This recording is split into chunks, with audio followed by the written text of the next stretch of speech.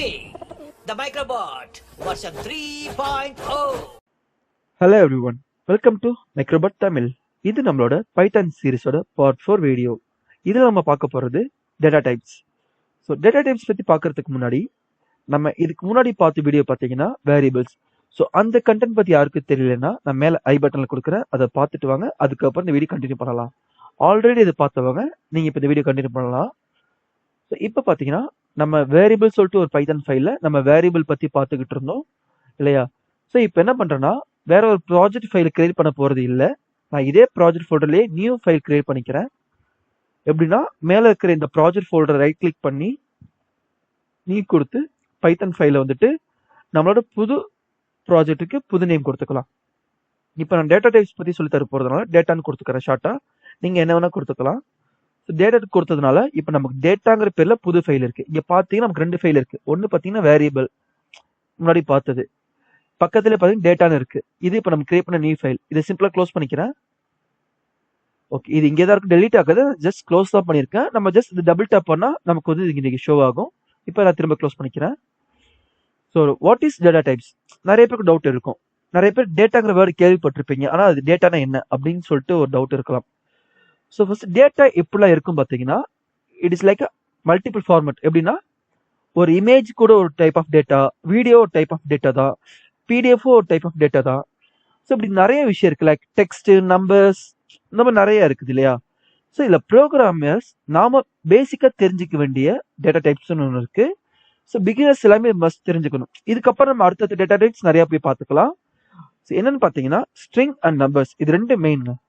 So ஸ்ட்ரிங்னா என்னன்னு சொல்லிட்டு இதுக்கு முன்னாடி வீடியோ பார்த்தவங்க புரிஞ்சிருக்கும், ஏன்னா நான் ஆல்ரெடி ஸ்ட்ரிங் பற்றி சொல்லி கொடுத்துருக்கேன். நம்பர் என்ன இப்போ நம்ம கண்டினியூ பண்ணலாம். ஸோ நான் ஸ்ட்ரிங்னா இப்போ என்ன சொல்லிட்டு ஒரு புது டெமோ காட்டுறேன். ஸோ ஒரு பிரிண்ட் ஃபங்க்ஷனில் பார்த்தீங்கன்னா நம்ம டேட்டா கொடுக்குறோம், லைக் ஏபிசிடி ஒரு கமா விட்டு 1 2 3 4 ஒரு கமா விட்டு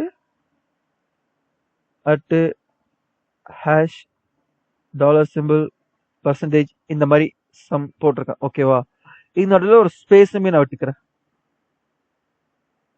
ஸோ இப்போ போட்டாச்சு. இப்போ இது நான் என்ன பண்ணுறேன்னா ரன் பண்ண போகிறேன். Right click, run. இப்போ பார்த்தீங்கன்னா எனக்கு இங்கே நான் போட்ட ஏபிசிடி அந்த ஸ்பேஸ் முத கொண்டு வந்துருக்கு பாருங்க, அந்த சின்ன space and comma again space and 1 2 3 4 space comma space அந்த இந்த ஐ மீன் இந்த ஸ்பெஷல் கேரக்டர்ஸ் இது எல்லாமே சேர்ந்து வந்திருக்கு பார்த்தீங்களா? ஸோ இதெல்லாம் பார்த்தீங்கன்னா நமக்கு தெரியும், இது வந்து ஆல்ஃபாபெட் தெரியும், இது வந்து நம்பர்ஸ் தெரியும், இது வந்து ஸ்பெஷல் கேரக்டர் நமக்கு தெரியும். ஆனால் ப்ரோக்ராம்ஸ்க்கு அதெல்லாம் புரியாதுங்க. இதுக்கு புரிஞ்ச வரைக்கும் இப்போ இது என்ன டைப்னா இது ஒன் ஆஃப் த ஸ்ட்ரிங்ல இருக்க டேட்டா டைப்ஸ், அவ்வளோதான் இதுக்கு புரியும். ஏன்னா ஒரு ஹியூமனா நமக்கு தெரியும் இது ஏபிசி நம்பர் தெரியும், ஆனால் நான் டபுள் கோட்ஸ்குள்ள போட்டிருக்கிறதுனால இந்த ப்ரோக்ராம் என்ன புரிஞ்சுக்கும்னா, பைத்தான் என்ன புரிஞ்சுக்கும்னா இது ஒரு ஸ்ட்ரிங் அப்படின்னு தான் புரிஞ்சுக்கும். இதுக்குள்ள எது கொடுத்தாலுமே அது ஸ்ட்ரிங் அப்படின்னு தான் புரிஞ்சுக்கும். ஸோ இப்போ என்ன பண்றேன்னா ஒரு எக்ஸாம்பிளுக்கு இப்போ நான் என்ன பண்றேன், உள்ள வந்து இப்போ நான் வந்து 10 + 10 கொடுக்குறேன். ஸோ நம்ம எல்லாருக்குமே தெரியும் 10 + 10 வந்து 20 தெரியும். இப்போ நம்ம ரன் பண்ண என்ன வரணும், 20 வரணும் இல்லையா? பட் இங்க என்ன வருதுன்னு பார்த்தீங்கன்னா 10 + 10 அது அப்படியே வந்திருக்கு பாருங்க. ஸோ 10 + 10 அது அப்படியே வந்துருச்சு. 10 + 10 20 பிரிண்ட் பண்ணல. வேற நாம இது எப்படி நம்ம இது எந்த மாதிரி பிரிண்ட் பண்ணலாம் ஒரு டவுட் இருக்கு இல்லையா? சரி, ரெண்டுத்தையும் தனித்தனி ஸ்ட்ரிங்கா நான் பிரிச்சிடுறேன். லைக் முன்னாடி நம்ம வேரியபிளையும் ஒரு நேமும் நம்ம எப்படி கன்கார்டினேட் பண்ணோம் அந்த ஃபார்மேட்ல, அதாவது இந்த வேரியபிள்ஸ் டைப்ல பாத்தீங்கன்னா நம்ம ஒரு நேமையும் ஐ மீன் நேம்ங்கிற வேரியபிளையும் ஒரு டிஃபால்ட் ஸ்ட்ரிங்கையும் நம்ம எப்படி கன்கார்டினேட் பண்ணியிருக்கோம். மேலே பார்த்தீங்கன்னா நேம் இருக்கா, நேம் என்ன இருக்கு, சந்தோஷ்னு இருக்கு. கீழே பார்த்தீங்கன்னா இது ஒரு ஸ்ட்ரிங். இந்த நேம்ங்கிற வேரியபிள்ல சந்தோஷ்னு சொல்லிட்டு ஒரு நேம்ல ஒரு டேட்டா இருக்கு, அது வந்து ஸ்ட்ரிங் டைப் ஆஃப் டேட்டா. இங்க பாத்தீங்கன்னா இஸ் எ ஃபைட்டர் போட்டிருக்கேன். இது ரன் பண்ண நமக்கு எப்படி ரன் ஆகும் ஒரு டவுட் இருக்கு இல்லையா? லைக் இந்த மாதிரி உங்களுக்கு ரன் ஆகும், சந்தோஷ் இஸ் எ ஃபைட்டர் சொல்லிட்டு இந்த டேட்டாவும் சேர்ந்து ரன் ஆகுது இல்லையா? அதே மாதிரி இப்ப நான் தனியா ஒரு டேட்டா கொடுக்குறேன், இங்க தனியா ஒரு டேட்டா கொடுக்குறேன். இப்ப ரன் பண்ண என்ன ஆகும் பார்க்கலாமா? நீங்க பாருங்க 1010 வந்திருக்கு, 1010 வந்திருக்கு. நான் இங்க என்ன கொடுத்தேன், ஃபர்ஸ்ட் 10 + 10 கொடுத்தேன், இங்கேயும் 10 கொடுத்துருக்கேன். ஸோ பழைய ஃபார்மேட்ல பாத்தீங்கன்னா என்ன பண்ணியிருந்தேன் நடுவில் நான் ஸோ நான் வந்து இதுக்குள்ளே 10 போட்டிருந்தேன். ஸோ அப்போ இது ஸ்ட்ரிங் வந்து 10ன்னு சொல்லிட்டு இந்த ஐ மீன் இந்த பிளஸ் ஷோ பண்ணியிருக்கலாம். ஸோ அது கரெக்ட். பட் இப்போ நான் என்ன பண்ணியிருந்தேன், இந்த மாதிரி டபுள் கோட்ஸ்குள்ள போடாம தனியா வெளியே கொடுத்திருந்தேன். ஸோ அப்போ என்ன பண்ணிருக்கணும், 10 + 10 20 சொல்லிட்டு நம்ம காட்டியிருக்கணும். ஆனா காட்டல. ஏன்னா இப்பயுமே என்ன நினைச்சுக்கிட்டுனா, இது 10 தான், இதுவும் 10 தான். ஆனா ரெண்டுமே என்ன இருக்குன்னா டபுள் கோட்ஸ்குள்ள இருக்குது, அது ரெண்டுமே ஸ்ட்ரிங் தான். ஸோ அவங்க ரெண்டையும் ஆட் பண்ணல, ரெண்டையும் ஜஸ்ட் மெர்ஜ் பண்ண ட்ரை பண்ணாங்கன்னு நினைச்சுக்கிட்டு மெர்ஜ் பண்ணிட்டு இது வந்து 10 10 1010 காட்டல, இது ஒரு 10 அப்புறம் இது ஒரு 10 அப்படி காட்டியிருக்கு. ஸோ இது தனி 10ஆவும் இது ஒரு தனி 10ஆவும் நம்ம காட்டிட்டு இருக்கு. ஸோ இப்போ பார்த்தீங்கன்னா உள்ள ஒரு ஸ்பேஸ் விட்டு வச்சுக்கோங்களேன், அந்த ஸ்பேஸுமே இப்போ எனக்கு ஷோ ஆகும் பாருங்க. பார்த்தீங்களா? ஸோ ஃபர்ஸ்ட் ஒரு 10, அப்படி நடுவில் கொஞ்சம் ஸ்பேஸ் இருக்கு, அகைன் ஒரு 10 கொடுத்துருக்கு. ஸோ இந்த ப்ரோக்ராம் பொறுத்துக்கு இதான் விஷயங்க. அதுக்கும் நம்பர்லாம் புரியாதுங்க. நம்பர் தான் நம்ம தனியாக மென்ஷன் பண்ணணும், இதுதான் நம்பர் சொல்லிட்டு. ஸோ அது எப்படி மென்ஷன் பண்ணுறது, இங்கே ஒரு டவுட் வரலாம். இப்போ நாம அதை எப்படி பண்ணலாம் பார்த்தீங்கன்னா சிம்பிளுங்க. இது இப்படியே இருக்கட்டும், இதுக்கு கீழே சேம் இன்னொரு பிரிண்ட் ஓப்பன் பண்ணிக்கிறேன். அதுல பாத்தீங்கன்னா நம்ம டபுள் கோட்ஸ் போட்டு போடாம அப்படியே எம்டியா 10 + 10 அப்படின்னு போட்டு இப்ப ரன் பண்ணோம்னா கீழே பாருங்க 20 வந்துட்டு பாருங்க. ஸோ மேல இருக்கிற இந்த டேட்டா பாத்தீங்கன்னா மேல கொடுத்துருக்க இந்த ப்ராசஸ் பேஸ் பண்ணி நமக்கு ரன் ஆகிட்டு இருக்கு. கீழே கொடுத்துருக்கிறது பாத்தீங்கன்னா இதுதான் இப்ப நம்பர்னு புரிஞ்சுக்கும். இப்போ டபுள் கோட்ஸ் கொடுக்காம போறதுனால இது என்ன எடுத்துக்கிச்சுன்னா, ஓகே அவங்க நம்பர் தான் மென்ஷன் பண்ணிக்காங்க புரிஞ்சுக்கிட்டு அது அப்படியே நமக்கு பிரிண்ட் பண்ணிடுச்சு. இப்ப நான் இங்க ஒரு ஸ்பேஸ் கொடுத்தேன் இல்லையா, அந்த மாதிரி நான் இங்கேயே கொடுத்தா என்ன ஆகும்னு நினைக்கிறீங்க? எரர் வருமா, இல்ல ரன் ஆகுமா, இல்ல ரன் ஆகாதா? ஏதாச்சும் ஒரு ஐடியா இருக்கு உங்களுக்கு? யோசிச்சு பாருங்க. ஸோ இப்போ ரன் பண்றேன், இது நமக்கு எரர்லாம் காட்டாது, அப்பயே சேம் ஆன்சர் தான் பிரிண்ட் பண்ணும். நம்ம ஸ்பேஸ் கூட வரல பாருங்க. ஏன்னா ஸ்ட்ரிங்ல மட்டும் தான் நம்ம ஸ்பேஸ் கொடுத்தா கூட அந்த ஸ்பேஸ் அப்படியே ரிட்டர்ன் பண்ணும். இப்போ இந்த 1க்கு 0க்கு நடுவில் ஒரு 4 ஸ்பேஸ் கொடுக்குறேன். இப்போ அந்த 4 ஸ்பேஸுமே எனக்கு கீழே ரன் ஆகும், பாத்தீங்களா? ஆனா இங்க நான் எத்தனை ஸ்பேஸ் கொடுத்தாலுமே அது எனக்கு ப்ராப்ளம் கிடையாது, எனக்கு சேர்ந்து 20 தான் காட்டும்.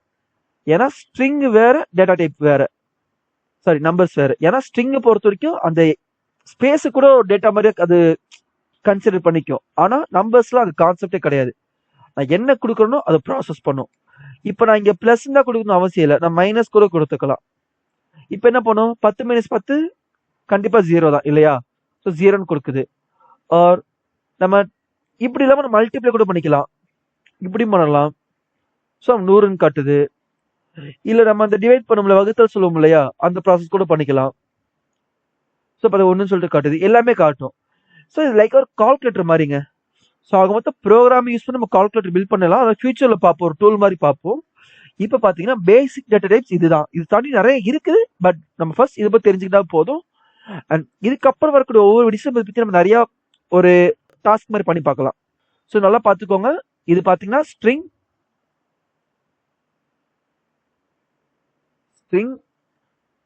இது பார்த்தீங்கன்னா நம்பர்ஸ். ஓகேவா? அண்ட் இப்போ நான் இங்க ஒரு ஹேஷ் சிம்பிள் போட்டிருக்கேன் இல்லையா, இதுக்கு என்ன மீனிங் பார்த்தீங்கன்னா, நான் எங்கெல்லாம் ஹேஷ் சிம்பிள் போறேன் பைத்தான்ல, ஐ மீன் பைத்தான்ல, அது பக்கத்துல கொடுத்துருக்கு எல்லாமே இது என்னவா எடுத்துக்கும்னா, ஒரு டேட்டாவை எடுத்துக்காது, ஒரு கீவேர்டை எடுத்துக்காது, ஏதோ அடிச்சிருக்காங்க அப்படின்னு சொல்லிட்டு ஃப்ரீயா விட்டுரும்.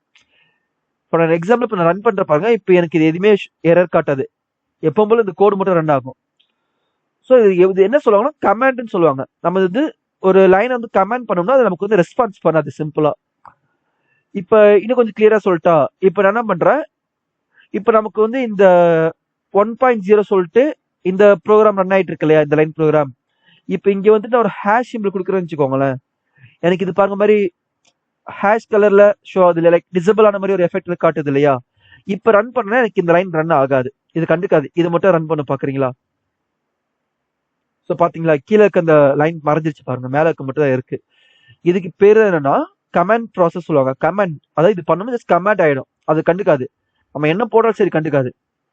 இதுக்கு ஷார்ட்கட் என்னன்னா ஜஸ்ட் கண்ட்ரோல் அமைக்கி பேக் ஸ்லாஷ் அமுக்குனா போதும், அந்த ஹேஷ் சிம்பிள் எடுத்துரும். அகைன் கண்ட்ரோல் அமைக்கி பேக் ஸ்லாஷ் கொடுத்தா, சரி ஃபார்வர்ட் ஸ்லாஷ் கொடுத்தோம்னா நமக்கு இது கமாண்ட் ஆயிடும். ஓகேவா? ஃபார்வர்ட் ஸ்லாஷ்னா ஒன்றும் இல்லைங்க, உங்க கீபோர்டில் பார்த்தீங்கன்னா இப்படி ஒரு ஸ்லாஷ் பட்டன் இருக்கும் இல்லையா, ஸோ அந்த பட்டன் தான். அது நீங்க கண்ட்ரோல் பிளஸ் இந்த பட்டன் சேர்ந்து அமுக்குனா உங்களுக்கு இந்த மாதிரி ஒரு ஹேஷ் சிம்பிள் வந்துடும்.